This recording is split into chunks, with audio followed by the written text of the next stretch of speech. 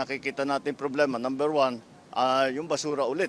Kasi kaya yan ang tinignan natin, okay naman, malakas naman yung mga bomba natin, umaandar naman silang lahat.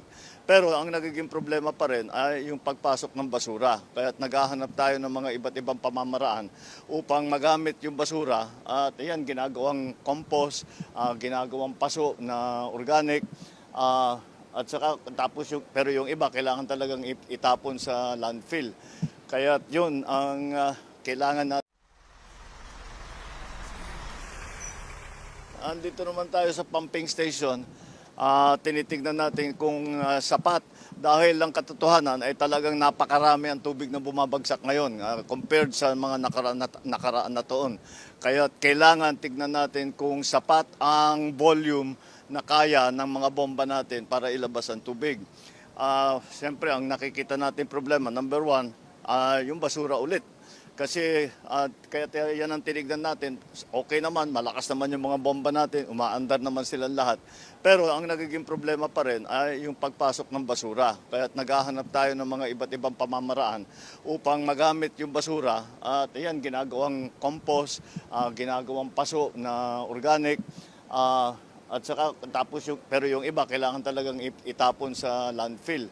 Kaya yun ang kailangan nating ayusin talaga. Yung hindi natin, kahit na maganda ang ating pumping station, kahit na malakas ang ating mga bomba, kapag nandyan pa rin, hindi pa pumapasok pa rin yung basura, siyempre ang efficiency niyan bababa, hindi na masyado magandang takbo. Kaya yan ang kailangan natin ayusin ngayon. Because of climate change, because of the increase in volume of rainfall that has been has been coming to the Philippines and will come in the future, we are installing additional pumping stations, and those pumping stations are in and around Manila. I think altogether we will have 13. Yes, sir. 13 additional pumping stations, which we should have in place by the end of this year or the beginning of next year. Most of them should be in place already. But again, that does not solve our problem with garbage. And so that is why we are here trying to find ways to dispose of the garbage in an environmentally friendly way. That's why they are creating compost. None of the organic waste goes to waste, as it were. Lahat ng organic waste nagagamit. It is all of the other inorganic waste that is being thrown into our systems. Dyan tayo nakakaproblema. Ang biro nga nila is that kung kukunin mo lahat ng lumalabas na basura, pwede kang magbuo ng bahay. Dahil merong mga kitchen sink, may mattress tayong nakita, may kung ano-ano mga tinatapon sa ano. Kaya kailangan natin tugunan yung problema sa basura. And that's what we are trying to attend to now with our waste to energy programs, which as I'm sure you have heard, the Department of Energy is already starting to auction. So nagbibid na sila tungkol dun sa waste to energy project. Medyo mabilis naman yan. At yung waste to energy, it should be, as long as the financing is fixed and is available, I think we will be able to put those into action by next year. All right, thank you.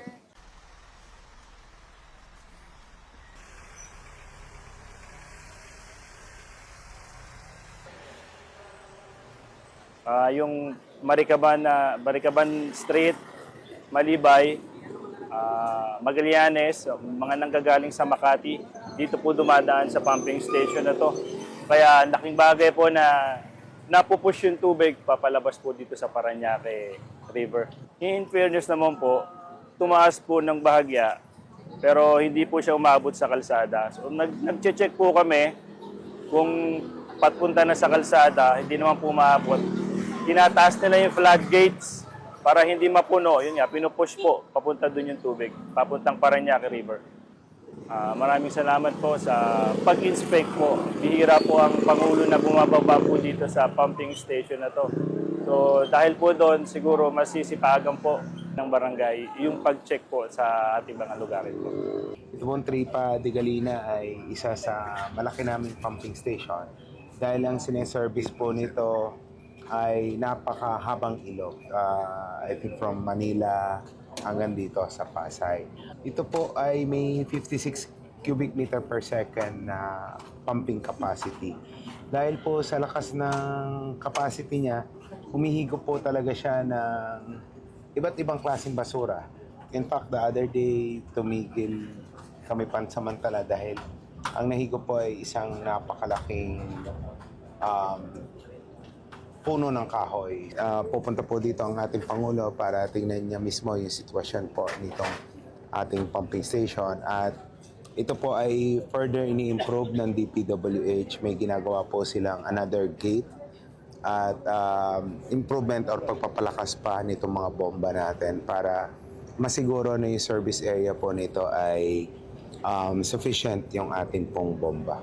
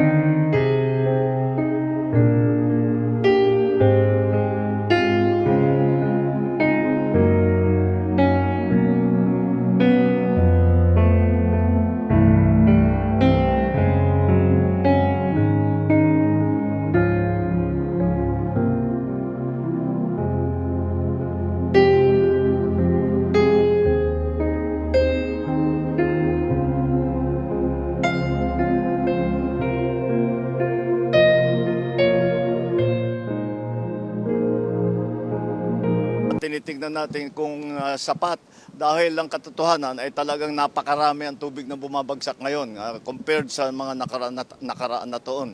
Kaya kailangan tignan natin kung sapat ang volume na kaya ng mga bomba natin para ilabas ang tubig.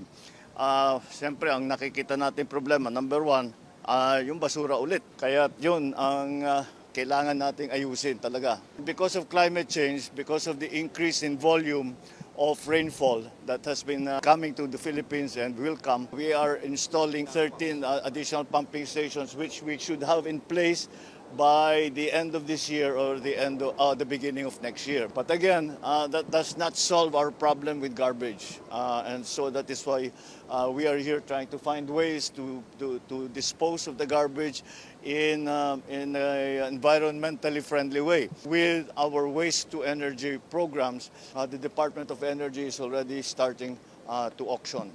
As long as the financing is fixed and is available, I think we will be able to put those into action by next year.